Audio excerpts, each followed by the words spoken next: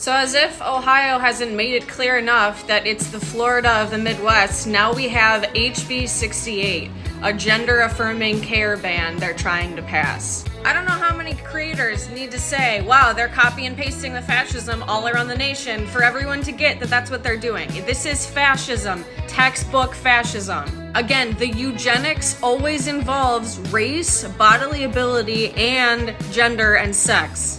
Those are the three main characteristics in which eugenics operates off of. So all of the anti-disability rhetoric and erasure of disabled people is not a coincidence. All of the gender-affirming bans are not a coincidence. The stealing of trans kids from Florida, regardless of whether or not they're actually verified, whatever the fuck that even means, as trans, suspected is all the same shit. You guarantee that if this shit passes in Ohio, that's the next kind of bill that's up on the docket. Just like all the targeted restriction on abortion provider laws led up to the revoking of Roe v. Wade. They know this shit. They strategically will pay all the Ivy League kids in fields like mine to do what they need to do to destroy every bodily autonomy and fucking identity characteristic we have. This nation was built on the dehumanization of most of us.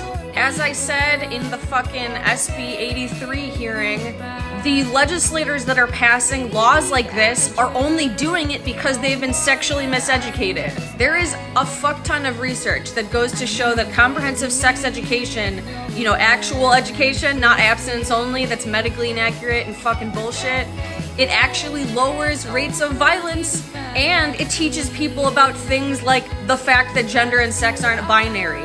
Which is, if you know that, you would never pass a fucking law like this because it doesn't make any sense. It's factually inaccurate. And what sucks is that as someone who's a critical media ecologist that studies the way that language builds our worlds like a blueprint and then goes on to misinform people to make laws like this, they don't fucking get it because they've been so deeply miseducated, or they're just so full of hate because they're being taught that trans people are fucking demons or whatever other dehumanizing language that's being used because they're taking a page out of the Yahtzee playbook. They don't fucking care. Here's something I need everyone to remember. As one women gender sexuality studies expert that's also non-binary, late in life realized because I was socialized into the same cis-normative bullshit as anyone else, gender and sex are not a binary. They never have been.